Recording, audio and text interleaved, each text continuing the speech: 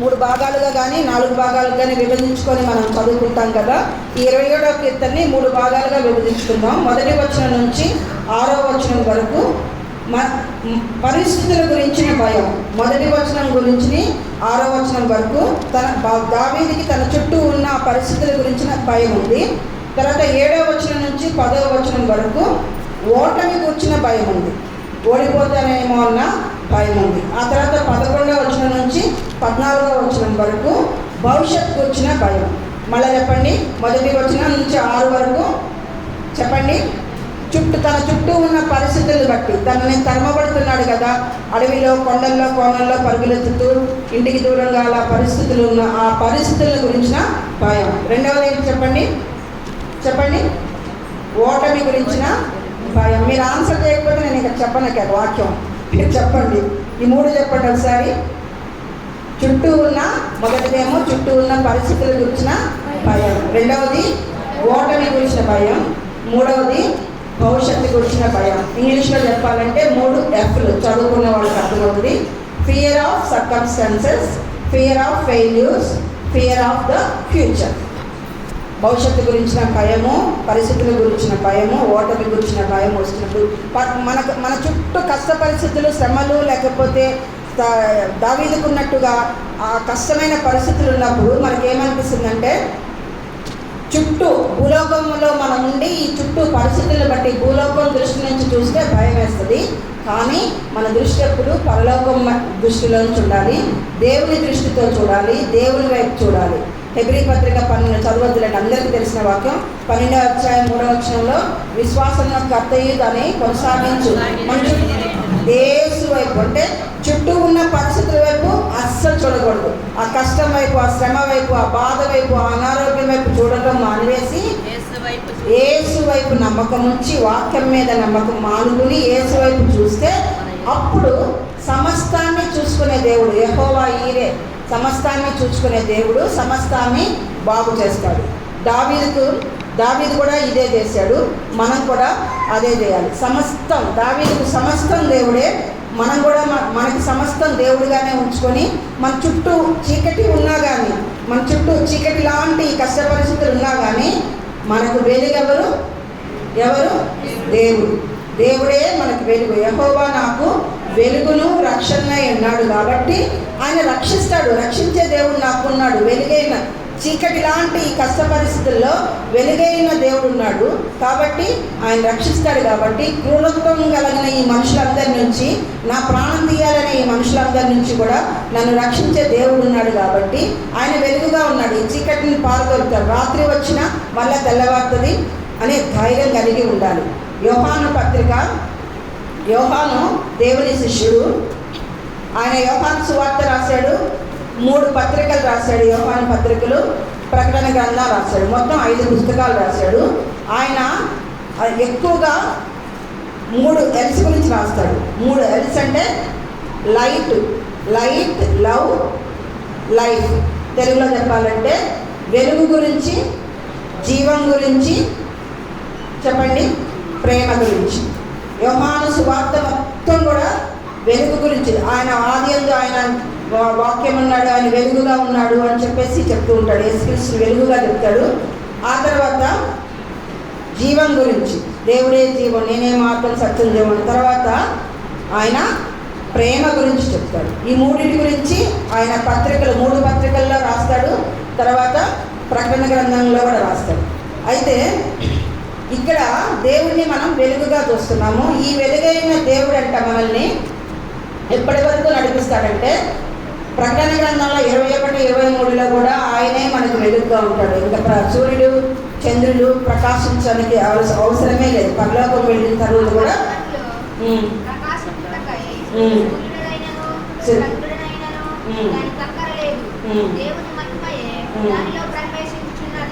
దేవుని మహిమయే దానిలో. అంటే వెలుగు ఇక్కడ వెలుగుగా ఉండి దేవుడు మనల్ని ప్రతి పరిస్థితి నుంచి ఎలా తప్పిస్తాడో పరలోకం చేర్చిన తర్వాత కూడా ఆయనే వెలుగుగా ఉండి మనల్ని కాపాడుతాడు. అయితే లాస్ట్ వీక్ మనము 26వ కీర్తన చదువుకున్నాం కదా. 26వ కీర్తనలో దావీదు మీద నేరాలు చేయని వాటిని నేరారోపణ చేసి నిందలు మోపితే ఎలా ప్రవర్తించాలో దావీదు రాసి మనకు నేర్పించాడు. ఇప్పుడు ఈ 27వ కీర్తనలో శత్రువే వచ్చి మన మీద పడితే కూడా, చంపటానికి వచ్చినా కూడా ఎలాగ ధైర్యంగా ఉండాలి, మన వెలుగైన దేవుణ్ణి బట్టి, రక్షకుడైన దేవుణ్ణి బట్టి ఎలాగ దేవుని కన్నులతో మన చుట్టూ ఉన్న పరిస్థితుల్ని దేవుని కన్నులతో చూసి ఎలాగ మనం ధైర్యంగా ఉండాలనేది నేర్పిస్తున్నాడు. అలా మనం కనుక దేవుని మీద ఆనుకుని, దేవుని వాక్యాన్ని మీద ఆనుకొని ధైర్యంగా ఉంటే ఏమవుతుంది? 2వ వచనం చదవండి. నా శరీర మాంసం, రెండవ వచనంలో 2వ భాగం చదవండి. నన్ను బాధించు శత్రువులు వచ్చినప్పుడు వారు కూలిరి.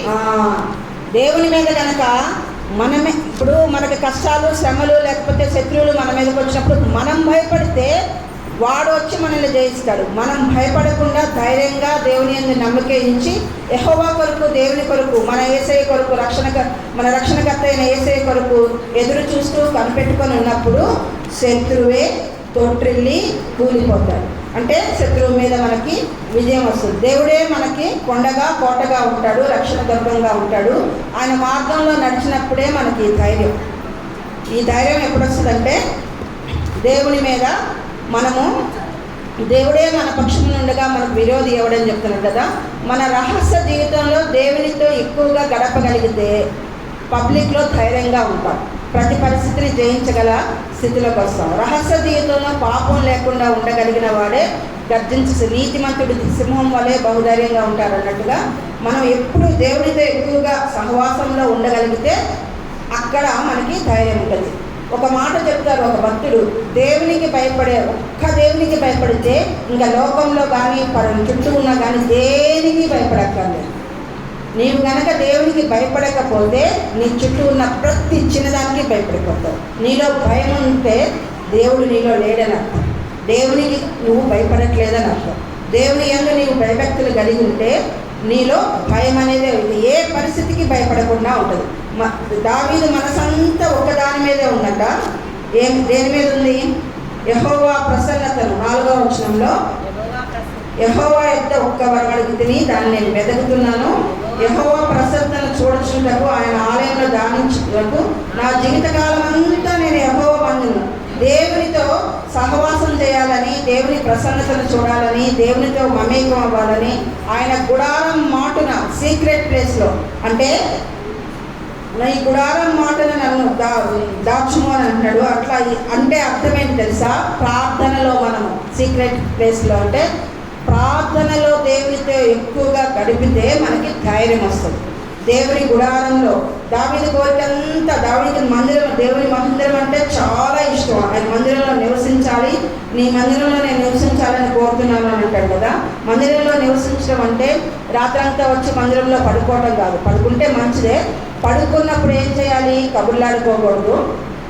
కబుర్లాడుకోవడానికి మందిరానికి నైట్ పడుకోవడానికి రానక్కర్లా. మందిరంలో నైట్ పడుకున్నావు అని అంటే దేవునితో దేవుని ముఖాముఖిగా దర్శించగలగాలి, దేవుని స్తుతించాలి, దేవుని ఆరాధించాలి, దేవుని మాటలు మనం వినగలగాలి. అది నువ్వు ఆలయంలోకి రాకపోయినా ఇంట్లో ఉండి కూడా చేయొచ్చు. నువ్వు ఎక్కడ ఉంటే అక్కడ, ఏ ప్లేస్ అయినా, ఆదిమ క్రైస్తవులు నది ఒడ్డున, అరణ్యంలో, ఎక్కడంటే అక్కడ, మేడగదిలో, ఎక్కడంటే అక్కడ ప్రార్థన చేసుకున్నారు. నువ్వు ఎక్కడున్నా సరే నీ హృదయం దేవునితో సంభాషిస్తూ ఉండాలి. ఆయన మెల్లని స్వరం, రణగొణధ్వనుల మధ్య కూడా ఆయన మెల్లని స్వరాన్ని నువ్వు వినగలిగే స్థితిలో ఉండాలి. అదే దేవుని మందిరం. ఆ దేవుని మందిరంలో నివసించడం అంటే అది. దేవుని ఆలయంలో పడుకున్నప్పుడు ఎక్కువగా ప్రార్థనలో గడపాలి, దేవుణ్ణి ఎక్కువగా ఆరాధించాలి, దేవుణ్ణి ఎక్కువగా స్తుతించాలి. అప్పుడు ఆయన స్వరం మనకి వినిపిస్తుంది ఎక్కువగా ప్రార్థన చేస్తే. మందిరంలో ఏముంటుంది? దావీదు కాలంలో మందిరం ప్రత్యక్ష గుడారంలో ఉండేది. ఒక గుడారం లాగా కట్టి ఆ గుడారంలో మందసం పెట్టి, ఆ మందసంలో ఏముంటుంది చెప్పండి? మందసంలో కొన్ని వస్తువులు ఉంటాయి, తెలుసా మీకు? అహరోను చిగురించిన కర్ర, మన్నా, ఇంకా కొన్ని పలకలు అవి ఉంటాయి. అయితే అందులో మందసంలో, ప్రత్యక్ష గుడారంలో మందసం పెట్టబడి ఉంటుంది. మందసంలో కరుణాపీఠం ఉంటుంది. కరుణాపీఠం అంటే ఏమీ కాదు, యేసుక్రీస్తు. ఎవరైతే యేసుక్రీస్తుని కరుణాపీఠం యేసుక్రీస్తుకి రిజంబుల్ అంటే యేసుక్రీస్తుకి మాదిరి సూచన.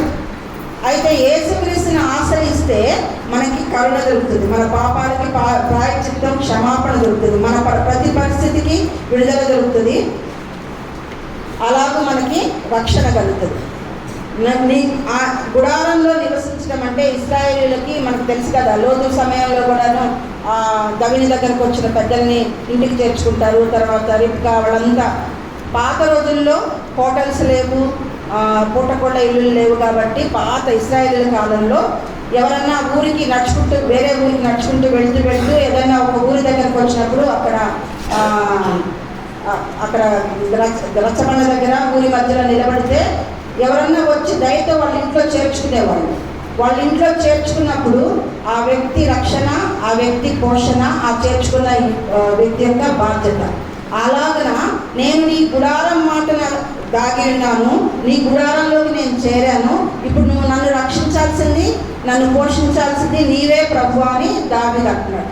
అలాగా మనం కూడా యేసయ్య ఆశ్రయాన్ని కోరుకుని యేసుక్రీస్తు గుడారం కిందకు వచ్చినప్పుడు మన రక్షణ కానీ మన పోషణ కానీ అంతా ఆయనే చూసుకుంటాడు.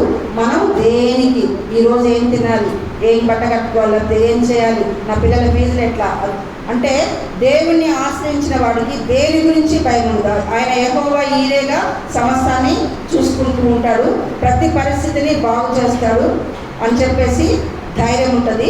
ఇలాగున దావీదు ఎలా తన పరిస్థితులన్నింటినీ జయించాడో మనం కూడా మన ప్రతి పరిస్థితిని జయించాలి. రెండవది ఏంటంటే ఓటమి గురించిన భయం. మనకు భయం కలిగినప్పుడు దేవుడు ఏమంటున్నాడు అనేది మనం ఆలోచించాలి. మనకి చాలా విషయాలకు భయం కలుగుతుంది జీవితంలో. అలా భయం కలిగినప్పుడు దేవుడు ఏమంటున్నాడంటే కీర్తన 105:4 మన కష్టకాలంలో దేవుని యెహోవాని వెదకుడి, ఆయన బలమును వెదకుడి, ఆయన సన్నిధి నిత్యము వెదకుడి. చాలండి. మనకి కష్టం వచ్చినప్పుడు, మనకి శ్రమ వచ్చినప్పుడు దేవుడు ఏం చెప్తున్నాడంటే నన్ను వెదకండి, నన్ను వెతికితే సంతోషం, మీ హృదయంలో సంతోషం ఉంటుంది, ఉత్సాహ సంతోష గానాలు ఉంటాయి కష్టకాలంలో నన్ను వెతికితే. తర్వాత ద్వితీయోపదేశం 4:29 కూడా దేవుణ్ణి వెతికితే మన కష్టాలన్నీ భయాలన్నీ పోవాలంటే దేవుని వెతకాలండి. ఎవరైతే వారి కష్ట పరిస్థితుల్లో, శ్రమ పరిస్థితుల్లో, దుఃఖ పరిస్థితుల్లో ప్రభు సన్నిధికి వచ్చి ప్రభు సన్నిధిలో దేవుని ప్రార్థనలో దేవుణ్ణి వెతికినప్పుడు, వాక్యంలో చదివినప్పుడు, వాక్యంలో దేవుడు తన మార్గాన్ని చూపిస్తాడు, తన గైడెన్స్ ఇస్తాడు. నీ దేవుడైన యెహోవాను నీవు వెతికిన ఎడల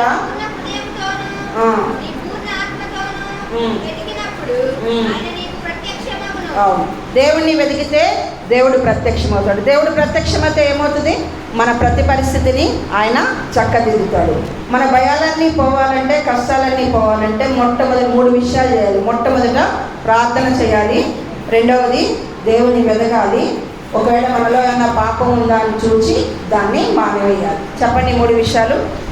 మన భయాలు, మన కష్టాలు, మన శ్రమలు, మన దుఃఖాలు పోవాలంటే ఏం చేయాలి చెప్పండి. మొదటి చెప్పండి, ప్రార్థన చేయాలి. రెండవది దేవుణ్ణి వెతకాలంటే వాక్యం బాగా చదివితే వాక్యంలో నుంచి ఆ పరిస్థితికి, నీకున్న ఆ పరిస్థితికి ఎలా ఏం చేస్తే పరిష్కారం వస్తుందో దేవుడు వాక్యం ద్వారా గైడెన్స్ ఇస్తాడు.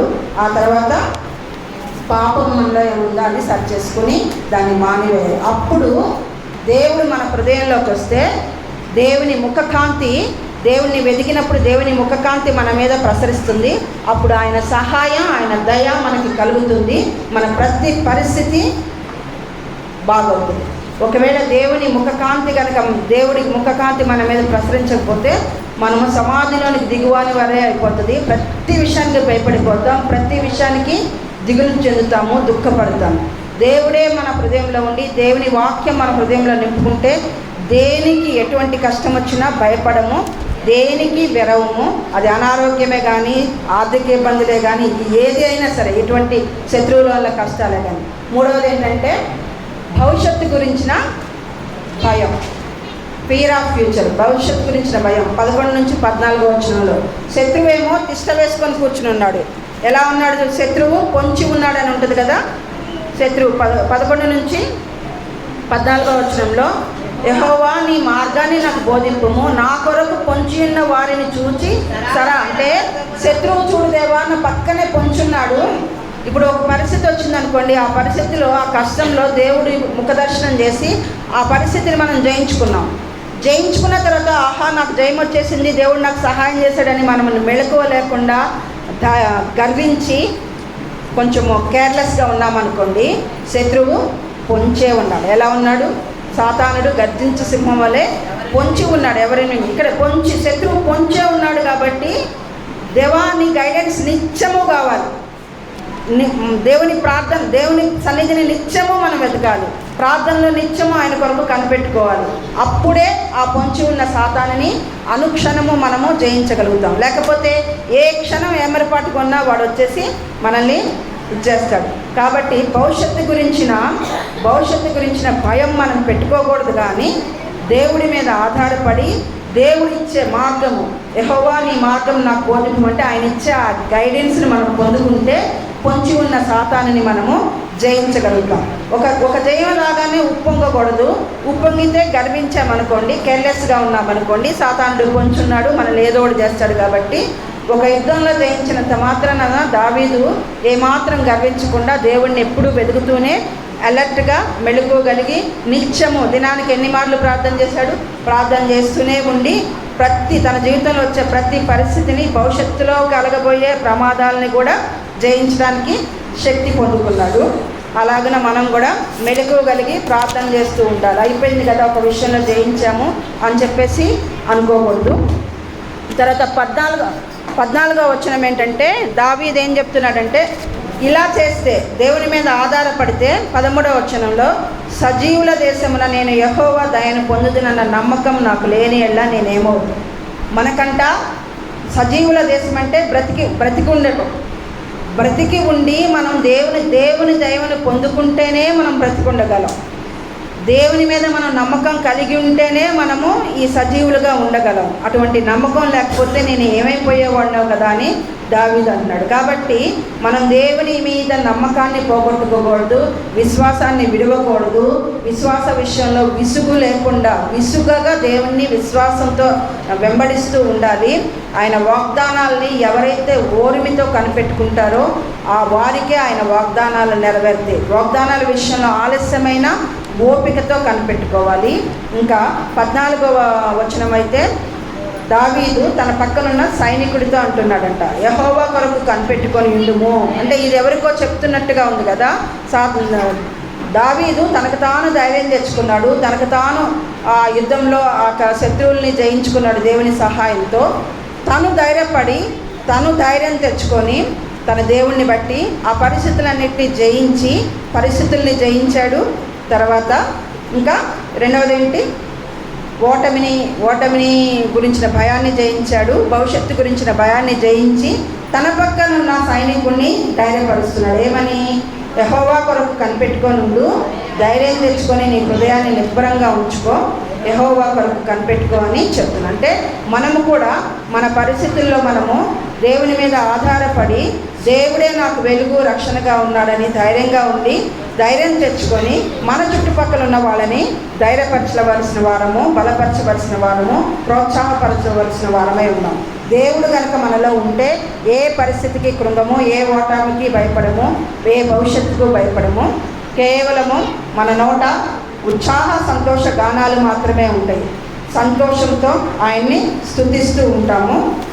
ఒక భక్తుడు అంటున్నాడంట, నా భవిష్యత్తు గురించిన భయం నాకు లేదు, ఎందుకంటే నా భవిష్యత్తు ఎరిగిన నా దేవుడు ఎవరో నాకు తెలుసు కనుక. నా భవిష్యత్తు అయితే నాకు తెలీదు, నా భవిష్యత్తు ఎలా ఉంటుందో నాకు తెలీదు. తెలియని భవిష్యత్తు గురించి మానవులకి సహజంగా భయం ఉంటుంది. కానీ నా భవిష్యత్తు ఎరిగిన నా దేవుడు నాకు తెలుసు. ఆయన ఎంత ప్రేమ కలిగిన వాడు, ఆయన ఎంత కరుణ కలిగిన వాడు, ఆయన ఎంతగా నన్ను కాపాడుతాడు, భద్రపరుస్తాడు, ఎంతగా నన్ను రక్షిస్తాడనే నా దేవుడి గురించి నాకు తెలుసు. కాబట్టి నా భవిష్యత్తు ఎరిగిన నా దేవుడి గురించి నాకు తెలుసు కాబట్టి నా భవిష్యత్తు గురించి భయం ఉండదని చెప్తున్నాడంట. ఇలాగున దావీదు తన పరిస్థితిని, ఓటముల్ని, భవిష్యత్తుని గురించిన భయాలన్నింటినీ జయించి ఎలాగూ ధైర్యంగా దేవుని మీద, దేవుని వాక్యం మీద ఆధారపడుకొని ప్రతి పరిస్థితిని జయించి విజయం పొందుకొని గొప్ప రాజుగా పేరు తెచ్చుకున్నాడో మనం కూడా ఆత్మీయ జీవితంలో, ఆత్మీయ యుద్ధాల్లో ప్రతి పరిస్థితిని జయిస్తూ దేవుడి మీద, దేవుడి వాక్యం మీద ఆధారపడి ప్రతి పరిస్థితిని, ప్రతి సర్కమ్స్టాన్స్ని దేవుని వైపు చూస్తూ జయించి విశ్వాస వీరులంగా ప్రభుత్వం కూడా కలిసి సదాకాలము జీవించడం గాక. ఆమేన్.